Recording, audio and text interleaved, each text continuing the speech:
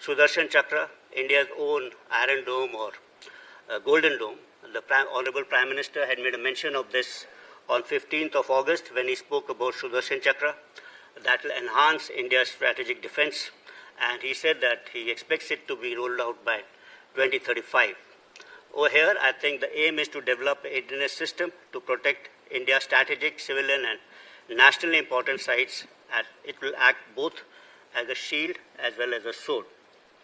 It will entail development of robust infrastructure and processes for detection, acquisition, neutralization of enemy's air vectors, including using soft skill and hard skill, both kinetic and directed energy weapons. In fact, 2 or 3 days back, you would have heard about DRDO testing a particular integrated system in which there were QRSAMs, V-Sharods, and 5 kilowatt lasers. Actually, they were all getting combined into one.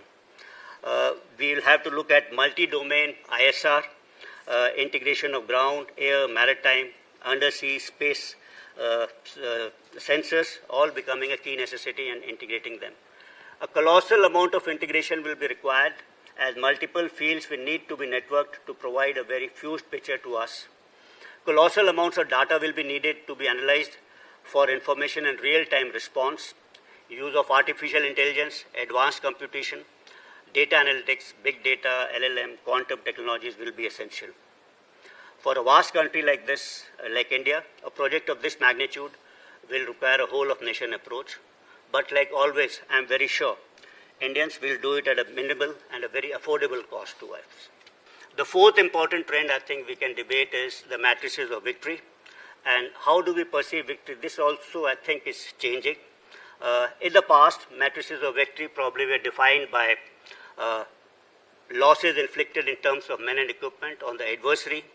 It could be defined in terms of prisoners of war captured. In 1971, we had these 95,000 Pakistanis captured. We could be about loss of territory or gain of territory, or loss of strategic assets or of national symbols, like Queen Elizabeth in World War II, a big ship that are lost. But in today's warfare, probably the new matrices of warfare or victory are the speed and tempo of operations. That could be one.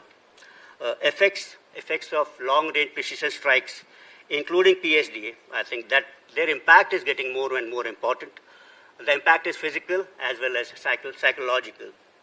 And the third important matrix of victory, which I think is display of sophistication and superiority in all domains to the adversary. So that will lead you towards achievement of understanding of this particular victory. And maybe, even superior narrative actually. Since it's about notion of victory, then probably narrative building also becomes important. And it's the job of armed forces, I think, to create facts on ground. And it's based on these facts that narrative